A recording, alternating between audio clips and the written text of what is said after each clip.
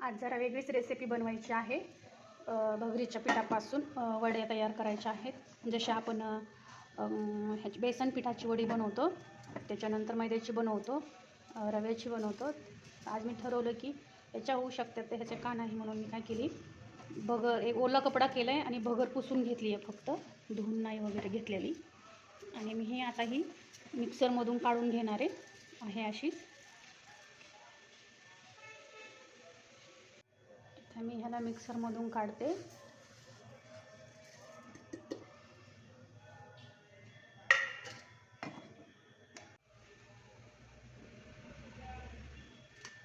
हे बघा असं झालेलं आहे पीठ, छान पिठाच्याच बनवायच्यात, तर मी पीठच केलेलं आहे। तर आता मी ह्याला चाळून घेते। आता पीठ तर काढलेलं आहे। हे एक थोडी सपट वाटी पीठ आहे भगरीचं, मी त्याला सपट वाटीच गुळ घेतलेला आहे। थोडं खोबरं खिसून घेतलेलं आहे, थोडी वेलची पूड आणि थोडंसं पाणी। तर चला आता रेसिपी करूया। थोडंसं मी अगोदर पाणी घालणार आहे, थोडंसं, आणि नंतर हा गूळ घालणार आहे।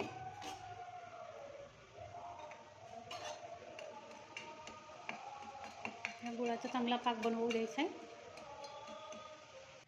आता हे अशा पद्धतीने झालेला आहे गूळ सगळा।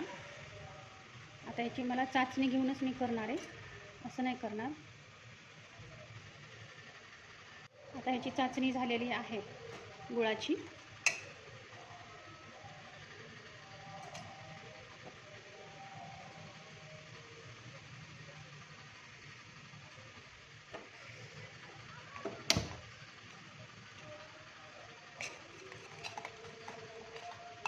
त्याच्यामध्ये वेलची घालते, त्यानंतर मी खोबरं घालणार आहे। मी आता चाचणी छान झालेली आहे, मी आता पीठ घालणार आहे। मस्त हलवून घेते छान।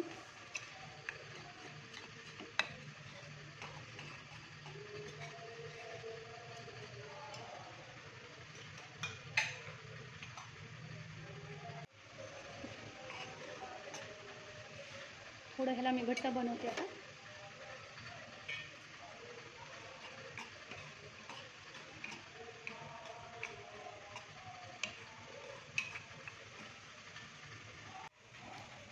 आता हे पीठ झालेलं आहे आपलं, हे वडीचं सारण झालेलं आहे। आता मी ह्याला तूप लावून घेतलेलं आहे। आता बघूया कसं होतं तर। पीठ मी हे चाळूनच घेतलेलं आहे। ओल्या कपड्याने मी भगर जी आहे ती चोळून घेतली होती। काय होईल, कधी कधी मोठं पीठ येईल तुमच्याकडून कोणाकडून, आणि नंतर म्हणताल की कचकच वगैरे लागते, तर तसं नाही आहे। तुम्ही पीठ आहे ते चाळणीने चाळूनच घ्या आणि नंतरच करा, कारण की ही पिठाची आहे। आपण भगर ही भिजवलेली नाही आहे किंवा ह्याचा भात वगैरे केलेला नाही आहे, तर त्याच्यामुळं काय करा, तुम्ही करताना चाळून घेऊनच करा। बघू, ह्याला थंड झाल्यावर वड्या करूया। आता हे असं झालेलं आहे आपले हे वडीचं, ह्याला आपण कट करून घ्यायले मी।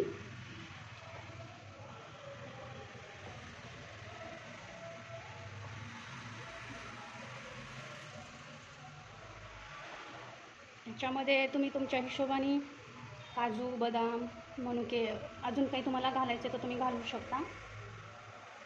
माझ्याकडं पीठ नव्हतं भगरीचं, त्याच्यामुळं मी दुकानची भगर घेतली होती। आणि त्याच्यानंतर भगर धुवून भाजून जरी मिक्सरमधून काढली ना तरी पण अजून छान होईल, पण मी ते केलं नव्हतं, मला राहिलं माझ्याकडून ते। पण ह्याची पण खूप छान झालेली आहे। त्याच्यानंतर पीठ चाळूनच घ्या। पीठ जर नाही आपण पिठाची वडी करायला होत ना, तर पीठ चाळून घ्या। जर पीठ तुम्ही जर नाही चाळून घेतलं, कचकच लागायला, तर म्हणतात खूप छान नाही झाली।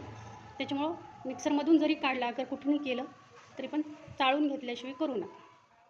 आहेत आपल्या भगरीच्या पिठाच्या वड्या, एकदम छान येतं, मस्त झालेल्या आहेत। असं वाटत पण नाही हे भगरीच्या पिठापासून तयार केलेले आहेत।